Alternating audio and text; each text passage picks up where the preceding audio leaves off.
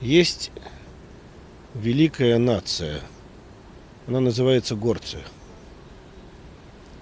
Может быть, от того, что с детских лет дети знают три вещи. Самая красивая на свете женщина – это мама. Самый сильный мужчина – это папа. А видят они перед собой самое великое или величественное – это горы. И все три этих понятия дают изначальный толчок к тому, что мужчина рождается не малышом, не мальчиком, но мужчиной вообще. Я никогда не забуду, мне было немного лет. Я даже забыл, в каком этом городе это было. Я не помню, может быть, в Тбилиси, в Ереване, может, еще где-то. Мама обратила внимание, мне было лет 10. Мы шли по улице, и перед нами шла пожилая женщина. Группа молодых людей сидела на корточках и курила.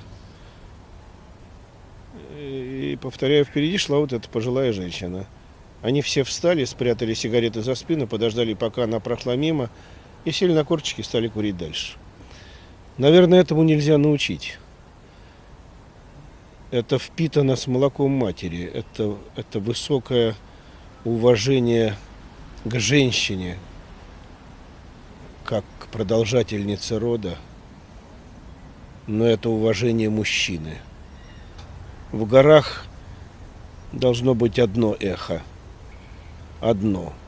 Это когда отец зовет сына или жених зовет невесту. Нельзя, чтобы в горах было эхо от выстрелов.